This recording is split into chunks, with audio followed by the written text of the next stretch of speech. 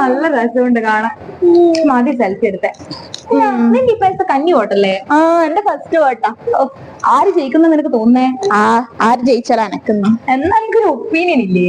എന്റെ ഒപ്പീനിയൻ എന്നാ നമുക്ക് അവളെ മട്ടന്നൂരിന്റെ ഒപ്പീനിയൻ എന്ന് പറഞ്ഞാലോ? നീ റെഡിയല്ലേ? അപ്പൊ നമുക്ക് അവളെ മട്ടന്നൂരിന്റെ ഒപ്പീനിയൻ അറിയാം. ആര് ജയിക്കും എന്ന് നമുക്ക് നോക്കാം. എന്താ പേര്? മനോജ്. ഇപ്പം എലക്ഷൻ വരുത്താണ് കണ്ണൂര്. അപ്പൊ ആ എലക്ഷന്റെ ഭാഗമായിട്ട് ആര് ജയിക്കുന്നാണ് ഏട്ടന് തോന്നുന്നത്?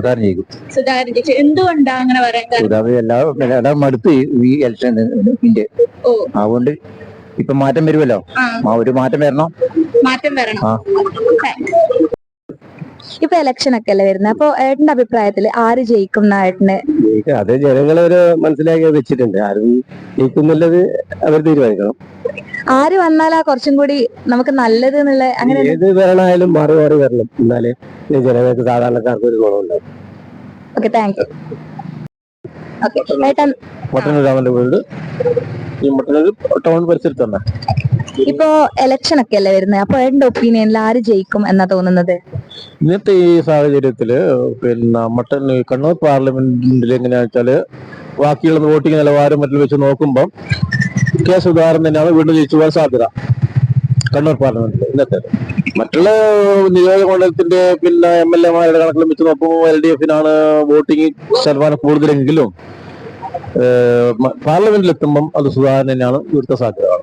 Thank you. ഹലോ, ഏട്ടന്റെ പേര്? മനോഹരൻ. ഏട്ടൻ ഇപ്പൊ ഇലക്ഷൻ ഒക്കെ അല്ലേ വരുന്നത്. അപ്പൊ ഏട്ടന്റെ അഭിപ്രായത്തിൽ ആര് ജയിക്കും എന്നാ തോന്നുന്നത്? കേരളത്തിൽ ഇവിടെ സുധാകരൻ ജയിക്കുന്നു തോന്നുന്നു. കേന്ദ്രത്തിൽ BJP വിദ്യാർത്ഥി വരും. എന്തെങ്കിലും കാരണം? മോദിന്റെ ഭരണം നല്ല ഭരണമാണ്, ജനങ്ങളുടെ ഉപകാരമുണ്ട്. അതുകൊണ്ട് അവിടെ വരുന്നു വിചാരിക്കുന്നു. പിന്നെ BJP കിട്ടില്ല എന്ന് വിചാരിക്കുന്നു. Okay, thank you. പേര് മുഹമ്മദ് അഫ്സൽ എന്നാണ്. ഇവിടെ തന്നെ സ്വദേശം മട്ടന്നൂർ. കണ്ണൂർ ഇലക്ഷൻ വെച്ചാണ്.